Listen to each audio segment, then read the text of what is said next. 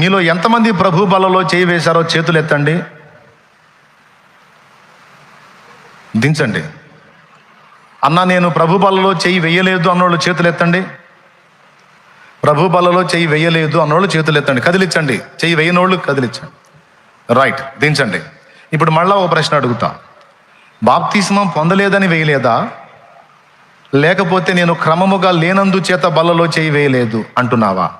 మొదటి ప్రశ్న, నేను క్రమముగా లేనందున బలను సమీపించలేదన్నా. బాప్తిస్మం అయితే పొందాను కానీ నేను క్రమంగా లేను, అందుకు నేను బలలో చేయలేదు అన్నోళ్ళు చేయొద్దండి. నేను క్రమంగా లేను, ఆ కారణం చేత నేను బలను సమీపించలేదన్నా, నా మనస్సాక్షి గద్దించింది, అందుకే నేను బాప్తిస్మం పొందాను కానీ బలను సమీపించలేదు అన్నోళ్ళు చేతులు గద్దించండి. నాన్న అదిగో బాప్తిస్మం పొందారు కానీ బలలో చేయటానికి ధైర్యం జాల్లా, ఆగారు, దించండి. అన్నా నేను బాప్తిస్మం పొందలేదు కాబట్టి బలలో చేయి వేయలేదు అన్నోళ్ళు చేతులు ఎత్తండి. నేను బాప్తిస్మం పొందలేదు కాబట్టి బలలో చేయలేదు అన్నోళ్ళు చేతులు ఎత్తండి. కదిలించండి నాన్న, ఇట్లా కదిలించండి. అంటే చాలా మంది ఉన్నారు. రైట్, ఇప్పుడు నేను చెప్పేది జాగ్రత్తగా వినండి. యేసు ప్రభు మనకు అనుగ్రహించినటువంటి హెచ్చరికలలో లేదా ఆచరించమన్నటువంటి ఆజ్ఞలలో కొన్ని ముఖ్యమైనవి ఉన్నవి. వాటిలో మొట్టమొదటిది, మీలో ప్రతివాడును మారు మనసు పొందాలి. రెండవది, పాప క్షమాపణ నిమిత్తం బాప్తిస్మం పొందాలి. అంటే పాపములన్నీ కడగబడు నిమిత్తము బాప్తిస్మం పొందాలి. నమ్మి బాప్తిస్మం పొందువాడు రక్షింపబడును, నమ్మని వానికి శిక్ష విధింపబడును అన్నాడు. ఎవరైతే యేసు ప్రభుని విశ్వసించి ఆయన నాకై తన ప్రాణం పెట్టి తిరిగి లేచినటువంటి ఏకైక దేవుడు, ఆయన రక్తము చేత నన్ను కడిగి పరిశుద్ధపరిచి నరకము నుండి నా ఆత్మను కాపాడి నిత్య జీవము చేర్చగల సమర్థుడని నేను యేసు క్రీస్తును నమ్ముకొనుచున్నాను, నేను ఒప్పుకుంటున్నాను అని తీర్మానించి మారు మనసు పొంది బాప్తిస్మం పొందినవాడు పాపముల నుంచి విడుదల పొంది రక్షింపబడతాడు అని చెప్పాడు యేసయ్య. అంటే పొందినోడు రక్షింపబడతాడంటే పొందనోడు ఖచ్చితంగా శిక్షలోనే ఉన్నాడు. ఆ శిక్ష రెండు విధములు. ఒకటి బ్రతుకులో శాపము, మరణానంతరము నరకము. ఈ శాపము నుండి విడుదల పొంది విశ్రాంతిలోకి రావాలన్నా, ఆ నరకం తప్పించుకొని మోక్షపదం లేదా నిత్య జీవం చేరాలన్నా ఈ పాప భారం తొలగించుకోవటం తప్పనిసరి.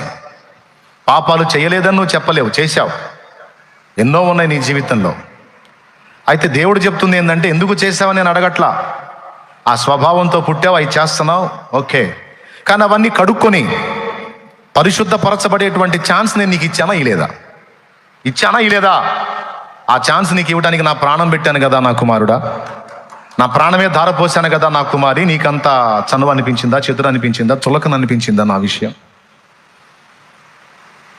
నువ్వెందుకు నిర్లక్ష్యం చేసావు, ఎందుకు కడిగేసుకోలేదని అడుగుతాడు. నీకు సమాధానం ఉండదు, ఖచ్చితంగా శిక్షలోకి వెళ్ళాలి. ప్రభా ఏమన్నా తప్పించుకునే ఛాన్స్ ఇవ్వవా అంటే, భూమి మీద ఉన్నంత కాలం నీకు ఇచ్చాను, అక్కడ ముగిసిన తర్వాత ఇంకా నీకు ఛాన్స్ లేదని మొత్తుకొని చెప్పాను, అయినా తెలిసి నిర్లక్ష్యం చేశావు కనుక ఇప్పుడు నేను ఉత్తరవాదిని కాదు, పో అంటాడు. ఇది మీరు అనుకోవచ్చు, యేసుప్రభు అట్లా ఎందుకు అంటాడులే, సేవకులు అట్లా చెప్తారని. పొరపాటును కూడా అనుకోవద్దు. ఎంత కరుణామయుడో, ఎంత ప్రేమమయుడో, ప్రతీకారం, కోపము చూపించేటప్పుడు అంత తీవ్రంగా ఉంటుంది. కానీ దేవుడితో ఆటలాడుకోవద్దు. దేవుడు చెప్తున్న దాన్ని తృణీకరించొద్దు, టేక్ ఇట్ ఈజీగా తీసుకోవద్దు, నష్టపోతావు. రైట్. నమ్మి బాప్తిజం పొందు వాడు రక్షింపబడను, నమ్మని వానికి యేసయ్య చెప్పాడు మార్కు సువార్త 16:16 శిక్షలోకి వెళ్ళిపోతాడు బాబు అని. నాకు శిక్ష వద్దు, రక్షణ కావాలంటే నువ్వు ఖచ్చితంగా బాప్తిస్మం పొందాలి. క్లియర్గా చెప్పా. అంతటితో అయిపోలా. బాప్తిస్మము పొందినవాడు తప్పనిసరిగా ప్రభువు యొక్క శరీర రక్తములలో చెయ్యి వేయాలి. ఇది రెండవ కీలకమైన విషయం. ప్రభు యొక్క శరీర రక్తాలలో ఒకడు చెయ్యి వేయకపోతే, బాగా వినండి, బాప్తిస్మం పొందుతారు కొంతమంది మరణ పడకలో ఉండి బాప్తిస్మం పొందుతారు, బలలో చెయ్యి వేయకముందే వెళ్ళిపోతారు. వాళ్ళకి తీర్పు లేదు. ఎందుకంటే వాళ్ళకు హెల్త్ బాగుండి వాళ్ళు బలలో చేసే పొజిషన్ ఉంటే ఖచ్చితంగా లెక్క అడుగుతాడు, ఎందుకు చేయి వేయలేదని. వేసే పొజిషన్ లేదు, మరణ పడకలో తుది శ్వాసలో ప్రభువుని కోరుకున్నారు, రక్షణ పొందారు, కన్ను మూశారు, వాళ్ళని తీసుకుంటాడు. కానీ బాప్తిస్మం పొంది కూడా, అవకాశం ఉండి కూడా, ఆరోగ్యంగా ఉండి కూడా, తిరుగుతూ కూడా ప్రభు బలలో చెయ్యి వెయ్యని వాళ్లకు మారు మనసు పొంది బాప్తిస్మం పొందినా అది ఒట్టిదే అయింది. మళ్ళీ చెబుతా, కొంతమంది నాకు తెలిసిన వాళ్ళు ఉన్నారు, వాళ్ళు ఎగురుకుంటా వచ్చి బాప్తిస్మం పొందారు నా దగ్గర. ఒక్కసారన్నా ప్రభు బలలో అంటే ఎంతోమంది లేరు, నాకు తెలిసిన ఒకరిద్దరి గురించే నేను చెప్తున్నా. ఎప్పుడన్నా కనపడి ప్రభు బలలో చెయ్యి వేస్తారా అని చూస్తే ఒక్కసారి అంటే ఒక్కసారి కూడా ఇలా నేను కన్ఫామ్ చేసేసాను ఏంటంటే, నువ్వు ఖచ్చితంగా బాప్తిస్మం పొందినా నరకానికే పోతావని. గ్యారంటీ కార్డు రాసి ఇవ్వండి, రాసి సంతకం కూడా పెడతా. నువ్వు బాప్తిస్మం పొందినా కూడా నరకానికే పోతావు నువ్వు అని చెప్పి తెలియజేశా.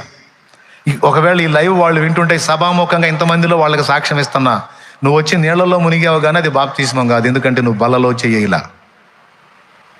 యేసు శరీర రక్తాలలో చెయ్యి వెయ్యలా. యేసు శరీర రక్తాల్లో చెయ్యి వెయ్యని వాడికి యేసులో పాలు లేదు, యేసులో భాగము లేదు. కాబట్టి ఏదో సమస్య పోయిందని మొక్కుబడిగా వచ్చి బాప్తిస్మం పొంది బల్లకు దూరమైనటువంటి బలహీనులు ఈ మాట విని సిగ్గు తెచ్చుకోండి. మొక్కుబడిగా వచ్చి పొందేది కాదు బాప్తిస్మం. బ్రతుకు మార్చుకొని దేవుని వైపు తిరిగి పాప క్షమాపణ నిమిత్తం నిత్య జీవార్థమై పొందేది బాప్తిస్మం. మరే నాకు మొన్న జబ్బు వచ్చింది, అది తగ్గితే నేను బాప్తిస్మం తీసుకుంటాను అన్నాను, తగ్గింది తీసుకుంటున్నాను అన్నది కాదు సాక్ష్యం. యేసు నా ప్రభు, నా పాపముల కొరకై చనిపోయి తిరిగి లేచాడు. ఆయన రక్తంలో నా పాపాలన్నీ కడిగేసుకొని ఆయన బిడ్డగా ఆయన శరీర రక్తాలలో పాలివాడనై పాలిదాననై నేను ఆయన సొత్తు కావాలనే రక్షణకు వచ్చాను, బాప్తిస్మానికి వచ్చానని సిద్ధపడి రావాలి. అందరికీ సౌండ్ వినపడుతుంది కదా? ఒకసారి 2 చేతులు ఎత్తి స్తోత్రం చెప్పండి. జాగ్రత్తగా వినండి. ప్రభు బలలో చెయ్యి వెయ్యని వాడు అంత్య దినమున లేవడు.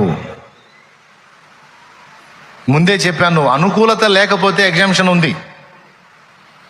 మరణ పడకలో ఉండి నువ్వు చెయ్యి వేయకపోతే నీకు ఎగ్జామ్షన్ ఉంది, అవకాశం ఉంది. కానీ నువ్వు ఆరోగ్యంగా ఉండి ప్రశాంతంగా తిరుగుతూ కూడా ప్రభు బలలో చెయ్యి వెయ్యకుండా జస్ట్ బాప్తిస్మ మాత్రం పొంది ఉండి అంతటితో నువ్వు ఆగిపోతే మాత్రం ఖచ్చితంగా శిక్షలోకి వెళ్తావు.